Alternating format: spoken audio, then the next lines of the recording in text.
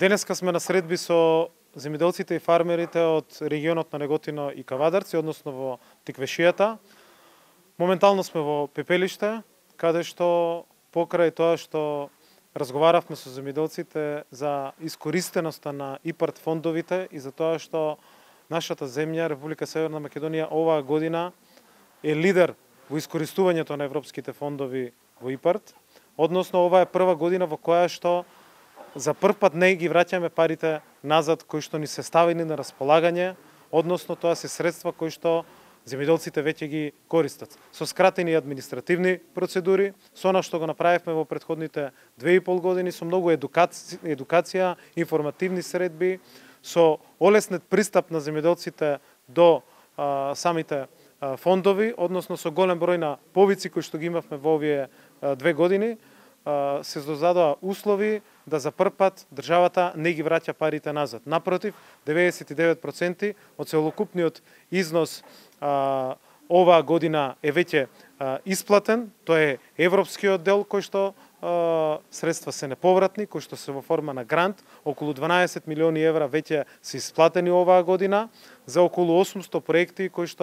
за кои што аплицирале и веќе ги добиле и реализирале самите земјоделци. Вкупно може да кажам дека во целокупниот период на ИПАРД 2 се склучени договори во износ од околу 32 милиони евра, односно околу 1500 договори вкупно. Сметам дека политиките на засилена искористеност на европските фондови ќе продолжат и во наредниот пат и дека овој вистински пат ќе го продолжиме и во следниот период. Уште повеќе во пепелиште денеска со земјоделците и со фармерите разговаравме за веќе известниот проект кој што со години и децении беше планиран и земјоделците го очекуваа во овој регион, а тоа е целосна модернизација на системот за наводнување во пепелиште, кој што е еден од нашите приоритетни проекти на владата во претходниот период и кој што влезе во 4 проекти кои што се селектирани од страна на владата и за кои што веќе договорите со КФВ, Германската банка за развој, Министерството за финансии веќе ги направи, подпишани се договорите, во наредниот период очекуваме реализација и на овој проект. Станува збор за 80 милиони евра, преку кој што ќе продолжиме инвестирањето во капиталните инвестиции во делот на системите за наводнување. Овој пат еден од тие 4 приоритетни проекти е токму системот за наводнување во пепелиште. Кога сме веќе во Тиквешијата, не може да не потенцираме и подвлечеме за политиките кои што оваа влада, предводена од СДСМ, ги реализираше во целиот претходен период. Субвенциите се исплаќаат сосема навремено, неселективно. Во еден ден околу 9000 лозари ги добиваат субвенциите во јануари и февруари, тогаш кога се потребни, тогаш кога парите им се потребни на лозарите да влезат во новата сезона, да ги подигнуваат насадите, да инвестираат во производството. И таа практика во овие 2,5 години продолжува наредовна и навремена и неселективна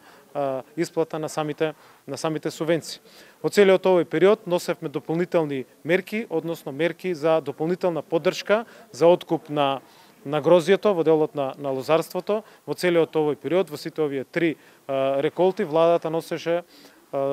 мерки со кои што дополнително, зависно од сортите, се исплаќа по 1 денар или по 2 денари дополнителна поддршка кај лозарите. Воведовме многу нови мерки во програмите за финансиска поддршка на земјоделството, но особено ме радува фактот што оваа влада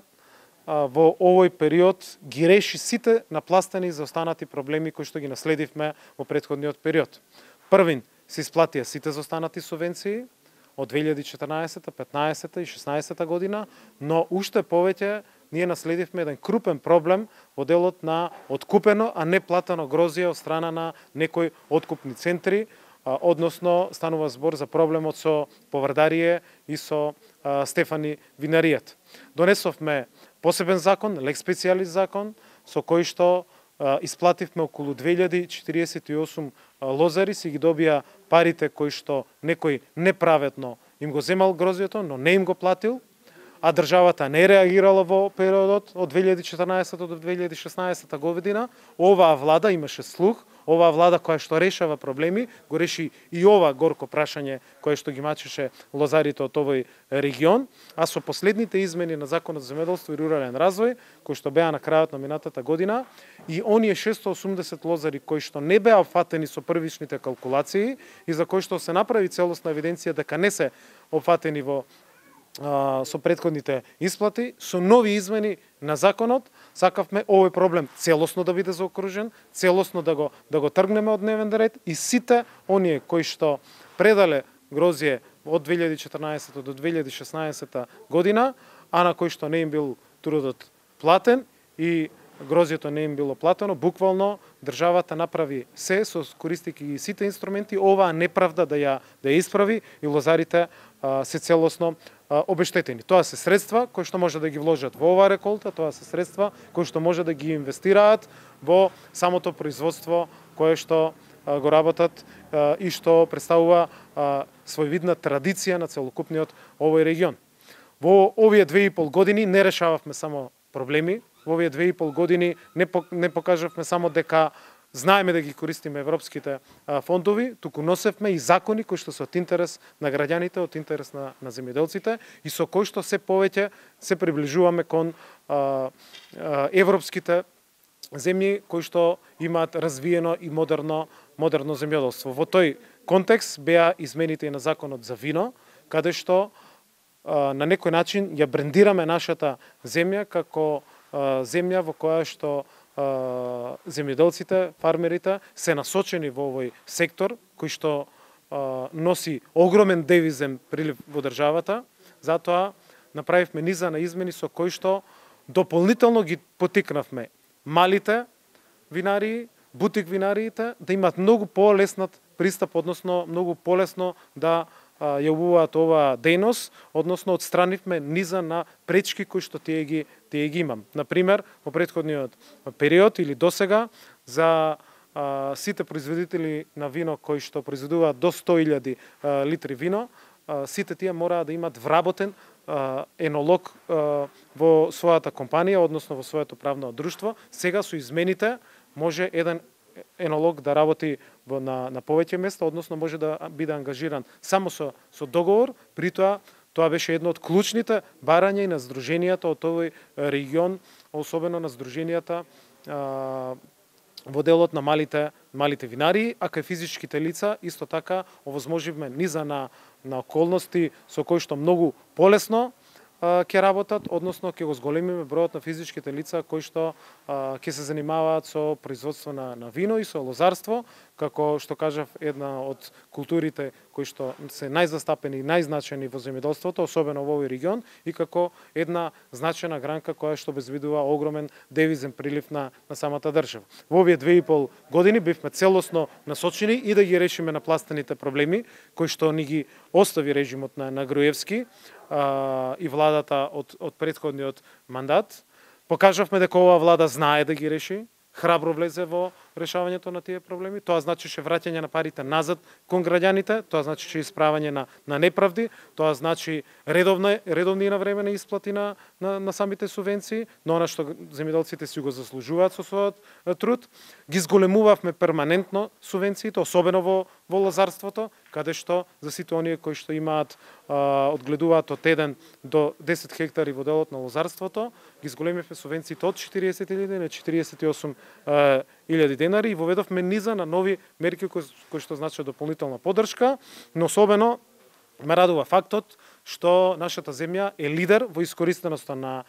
европските фондови и сме лидери во искористеноста на ИПАРД фондовите. Заврши времето кога државата враќаше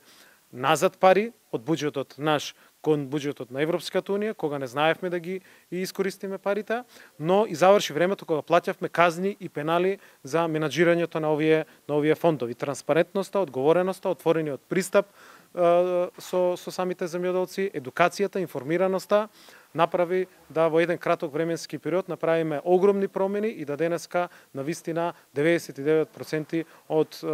ИПАР-2 програмата веќе е искористена. Сигурен сум дека на 12 април граѓаните, фармерите, земјоделците од Тиквешкиот регион за кои што силно се заложивме и направивме многу мерки сменивме многу закони, вративме многу пари назад кон овој регион, тоа ќе го препознаат и дека нема да дозволат да се враќаме назад во минатото, каде што земјоделецот беше манипулиран, каде што со уцени, со закани, со притисоци,